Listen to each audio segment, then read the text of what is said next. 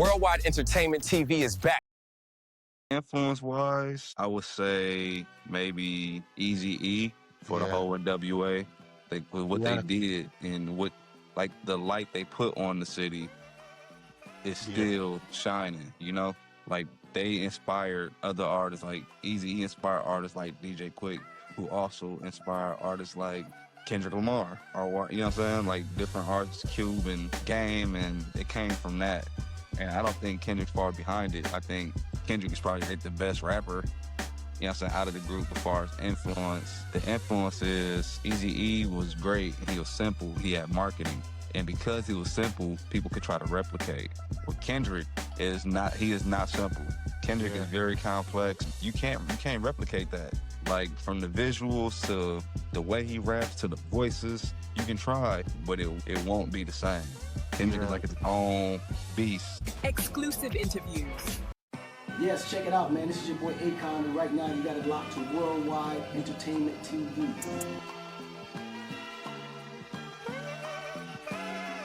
Worldwide Entertainment TV is back, where culture live, legends rise, and stories matter. Catch us on Brooklyn Free Speech HD or stream worldwide. He has a unique name, YESTRDY, spelled a little differently. Could you tell us how your stage name came about? So I got it from my great-grandfather. Come from Indian descent, Black Indian descent. But I was naming my project yesterday, and I started going by my actual name, which is Barshay Clay. Yeah. But I was with my buddy, and we were at Sony, and I told the A&R my name. He just walked away, and he came back with like 3 people and was like, "Yo, everybody meet yesterday." And I was like, "That's not what I said." But everybody was like, "Yo, that's dope." And I was like, "All right, man, today I'm yesterday." And it just stuck. So Okay. I just Because stuck when I with it. saw it, I was thinking about The Weeknd. Oh, Weeknd has his name spelled. But then I That's a saw good one it. too. Yeah. You got The Weeknd, you got Future, Party, you know, so many different Yeah. crazy names these days. So Yeah. I just fit right in. I was right. Put my piece of the puzzle in there. Exactly. So, growing up in Compton, what were some of the early moments or experiences that made you want to make music? Man, homies, like hanging with the friends, man. Lunch tables. Um, I was in band, so you know the drummers would beat on the tables and things like that. Just to go out there and try.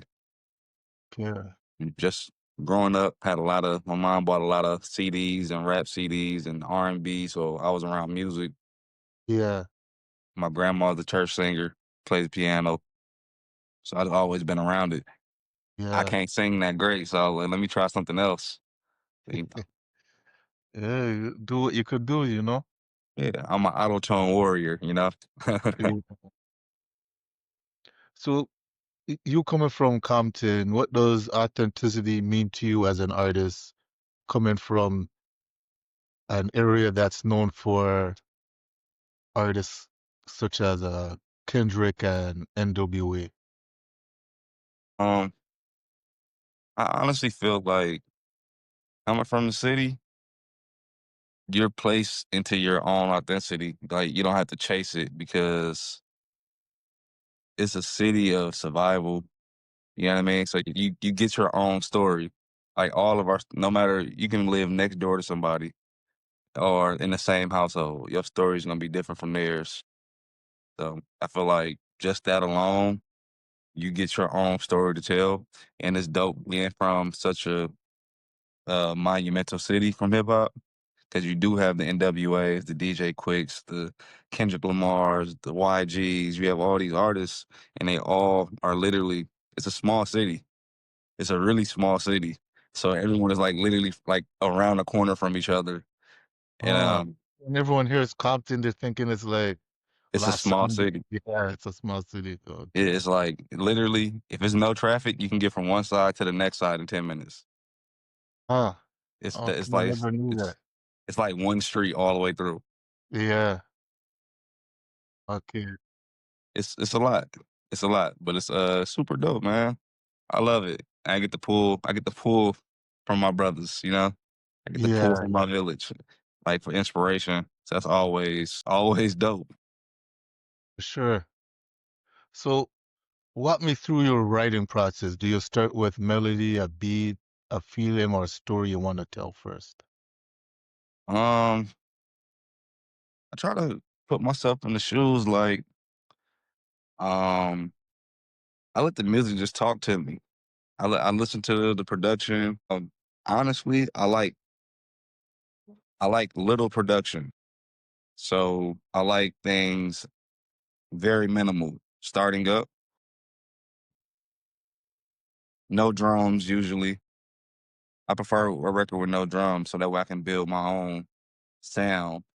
So give me a guitar, give me a piano, just give me sound, and then I can go off of what I feel more than what I'm going with. Because if it got drums and the record's already fully done, then I'm kind of trying to build that record instead of, Yeah. you know. So my process is a little slow. It's quick. I write quickly, but I like to be able to go back and forth with production. Like, okay, you give me a little bit, now I give you some. Then you get to build off of what I just did, and I can add to that. So it's a back and forth. It's So like training. you let it cook. You let it cook. Yeah, you can't rush it. You take your time with it, man. You let it simmer. And, you know what I'm saying? Treat yourself. So is there one track you've made that you feel captures your essence more than any other? And what's the story behind it? Um, which track, man? You know, it's so many. I've been putting out records, and they're all different. Yeah, So I don't. I put out rap records. I put out R&B records. I put out pop records, country records, and I feel like just as people, you know, we're so multicultural, multidimensional. Nothing truly has the essence. It's just how I feel at the moment. So it's just how I feel. If I feel like making a pop song, I'm gonna make a pop song. If I feel like rapping, which I barely get to do. I get to rap, but I don't get to rap as much as I like because yeah. I get more calls for pop songs and R&B songs. But I would say if I had to say something, I would say "Awful Lot" is a record I put out earlier this year, and "Blue Cadillac." Those are two records that I feel like very different, but also say exactly who I am as a person. But yeah, "Awful Lot" and "Blue Cadillac." That's off your which project? Your current project or So neither of those are projects, just singles. just singles? Yeah, Okay. both are singles. I recently dropped "Blue Cadillac" um September 9th. So Well, nice. that's been doing numbers. Right now, I got has to get. We had a couple issues right now, but we're bringing it back up. It's, Yeah. Okay. So what are some myths or misconceptions people have about you that you want to correct? man, a misconception about me is people. I guess like you can say I'm a funny guy. I like to crack jokes, but people never know when I'm serious, so they sometimes they take it as a joke. And I'm like, nah, I'm serious, and they're like, this guy's hilarious, and I'm like, I'm Yeah. not being funny. I'm like, you know, so I think that's like the biggest because I do like to laugh a lot, but Yeah. the biggest misconception is when I'm serious, no one ever believes I'm serious. No. So they're like, yeah, whatever. And I'm like, nah, like, so, Okay. yeah, I'll say that. Just want to be great, man. That's my biggest thing. So Nam told me you have some credits with certain artists out there. Could Dude, you tell us who they are and yeah. how how it all came about as well? So I got records on with Wale. We Yeah, worked on the Summer on Sunset album and the Every Blue Moon. That was amazing. We worked with him for about a month. And yeah, he one thing for sure, he doesn't need help. But so it was great that he let me in to actually like lend my ideas. So that was dope. Um, T-Pain, I worked with him through a different artist named Amber Renee. She was amazing. yeah, I got Monique Slaughter from Love and Hip Hop. Well, I remember. Danny Lay over at Def Jam. I worked on the Christmas album. I did about 2 songs over there with August '08. He was signed to Janae. I work with artists over at Red Bull, Yeah, Peter's son. Just whenever I get the call, man, I just pull up and get to work. yeah. Okay. All great things, man. I'm no bad sessions. All great people. It's always good to be around your peers. Rock out, So, what insights or lessons have you gained from working with those artists? man. Trust yourself. Yeah, Um, trust yourself and your ability to do what you want to do with yourself. When we first kind of got into the music business, I got in because of my good friends. He got signed, and he just he, of course like a good friend, he bring his friends with him. So yeah, I would like help write the records, and he would sing the records. But because of that, it wasn't my situation, you know. So like I know this is his situation. So in the back of my mind, I'm like, man, am I supposed to be here? Like I'm in these big rooms. I'm like, man, I'm at these major studios every day, and they don't really know my name. Like I'm the homie, you know. Like I got yelled at by Diddy. That's a whole different story. yeah, Like Diddy yelled at me at a studio. It was hilarious, but I was like, I'm not even supposed to be here, you know. yeah. Me and my It's, friend, we kind of went our own ways. So I was like, I need to make sure that I can do this without someone like, you know what I'm saying, bringing me with them. Let me make sure I can get myself back in these rooms. So that was a big deal for me. So getting in those rooms again by myself, it was like, okay, yeah. bet. Okay. Identity crisis was what it was. So Yeah, being in those rooms and still being successful and writing for people and people loving ideas, trust yourself. If I could tell myself or anyone else 1,000 times, trust yourself. You got it. okay. So some artists feel pressured to respond to criticism or praise online. How do you handle the whole social media thing doing this music? I'm from the '90s, man. Yeah, I'd be outside. I appreciate the praise. I appreciate the trolls. People take time to comment negative or positive. I appreciate it. It's not gonna yeah, change today. I still gotta go to work. I still gotta make songs and pay bills. It don't bother me. It's all part of it. so which artists out there do you feel that you could work with that you haven't worked with yet? And what? Feel like me and Pusha T would make a really good record. Yeah, Um, Big fan. Uh, Me and Jay-Z, of course. Who doesn't want to work with Hove? I'm a huge fan of The Dream and Frank Ocean. Just a lot, man. Like I'm a fan of music. yeah, Just to being in those rooms, I'm like, I'm gonna have a good time, and I'm gonna make sure the record come out great, as I'm sure they are too. So it's just yeah. great. Us coming together. That's the best part. Getting to be creative with somebody else who's also creative in a whole different, you know. So, so what are your thoughts on hip hop beef in general? Is it good for the industry or has it been different? Because you say you're from the 90s. I know it's completely different when it was like Tupac and Biggie, although that led to deaths, but now it's like commercialized and there's court cases, all kind of thing. Court cases is crazy. Court cases is insane. I do think it's good for the culture though, because you know the kumbaya shit is cool, but it's also competition. You know, you Yeah, don't we want to be the best. We want to make great records together, but also you want to be number one. Like I want to be number one. Me personally, I would love a number one record. I want to sell out a stadium. That's me. I can't speak for everybody else, but I know what I want. I want the best selling hip hop album, pop album. So I think, honestly, I think it's good as long as there's no violence in it. Yeah. Uh, it's good. It's good for the culture. Look at Jay-Z and Nas.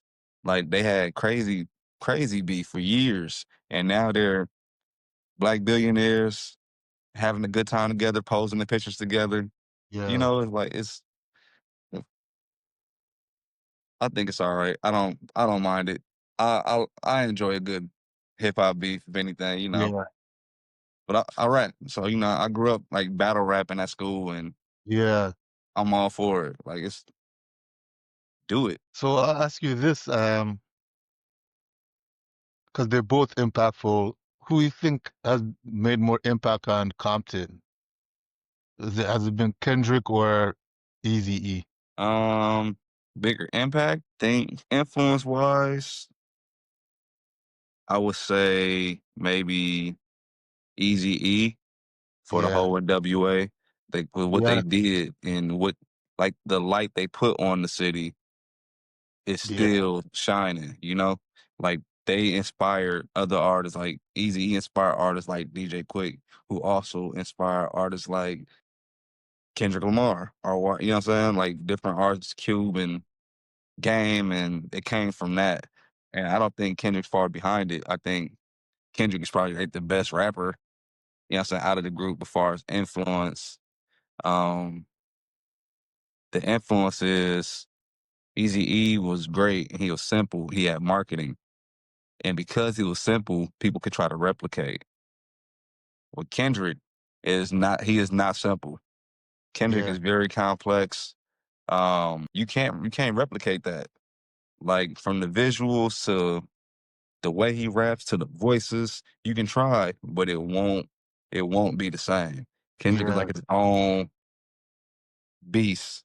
So his influence to me is different. I think it's more of a you don't gotta be thugging to be great, but Yeah.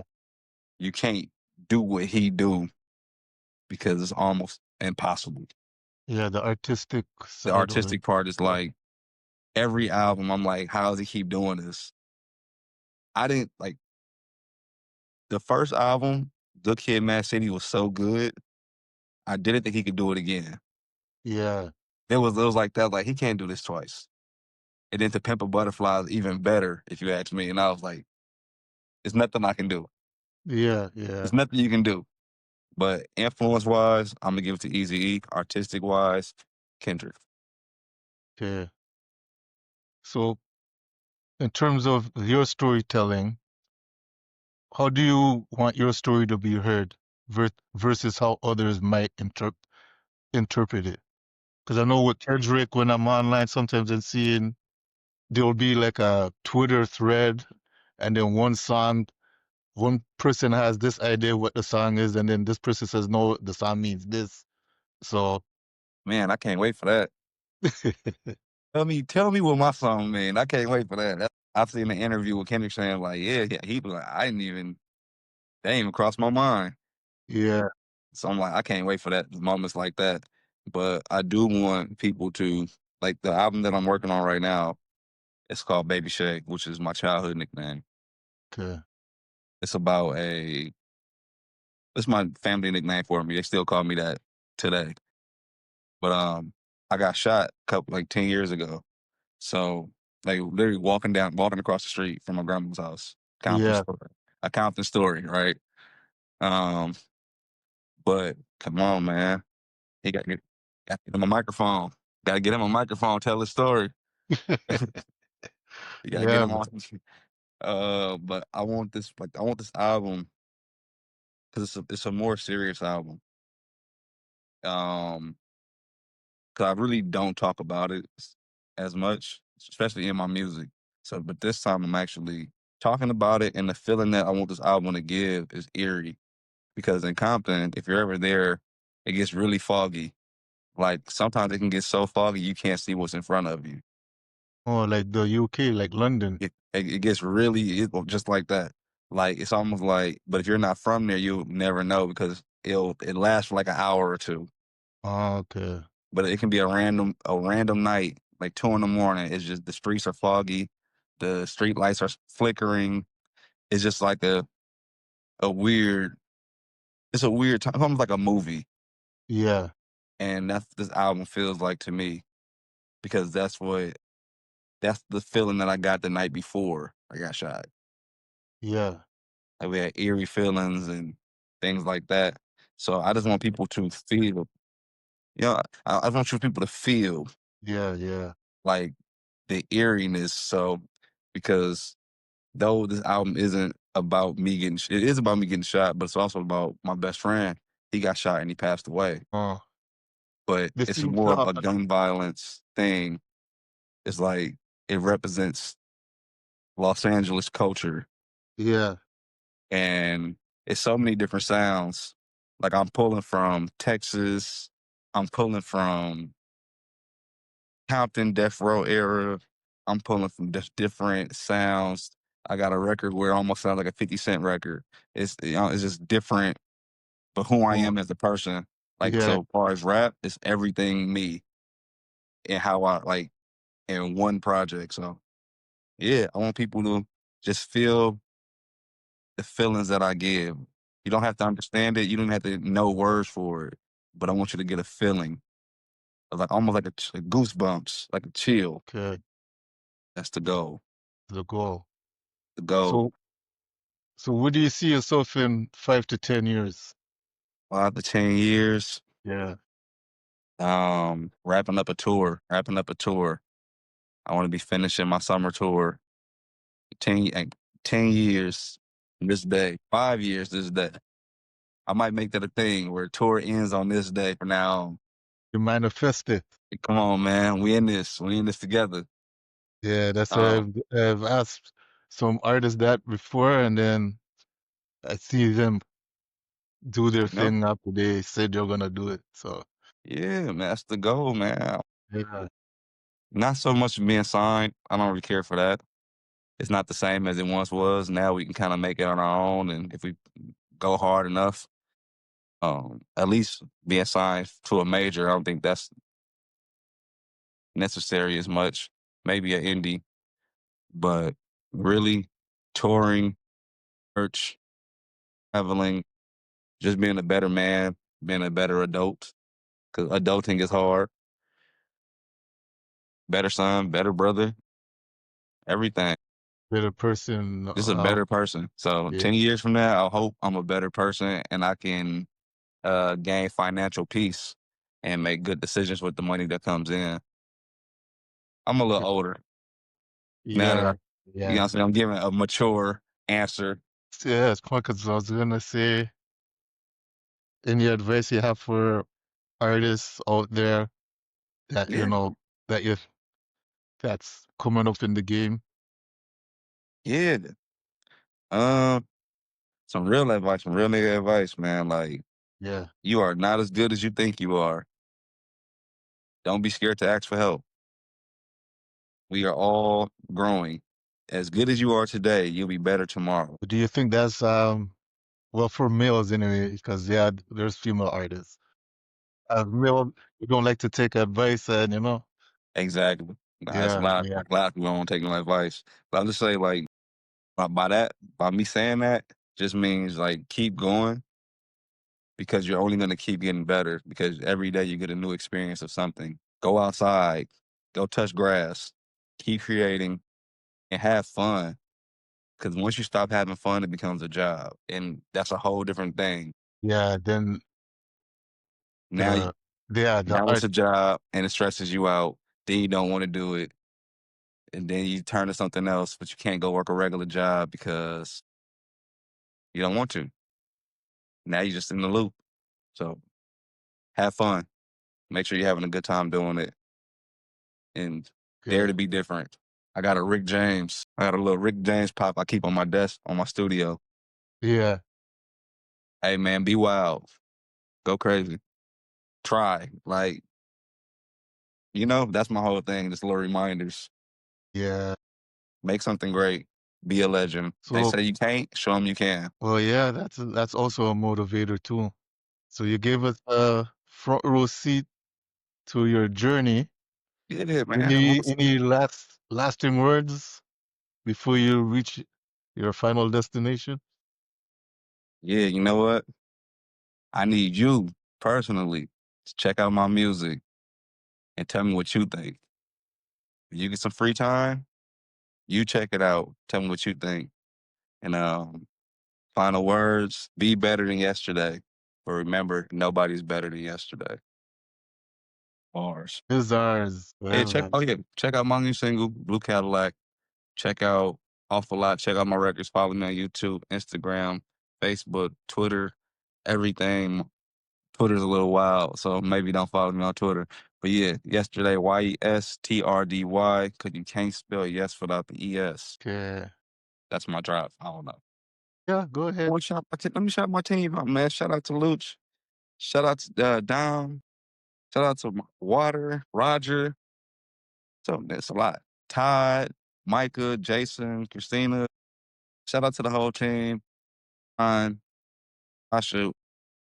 My whole team, man. They make sure Okay. I'm sitting up straight. So without them, What you got a MC Hammer type of squad? come on, man. Everybody play a role. Yeah, Everybody play their role, man. They keep team. my posture right, because without them, I would have probably been fell back. Made a shout to them. Shout out to my lady. Yeah, That's all I got. put everything in there. Appreciate you, man. Shout out to you too. You're doing a great interview. Thank you, thank you. Major shout out to you, man. So yeah, man. Shout out Worldwide Entertainment. And shout out to y'all for having me. I appreciate it. And hopefully y'all have me again. Y'all keep me in. Worldwide Entertainment TV is back, where culture live, legends rise, and stories matter. Catch us on Brooklyn Free Speech HD or stream worldwide. Yes, check it out, man. This is your boy Akon, and right now you got it locked to Worldwide Entertainment TV. Keep it locked.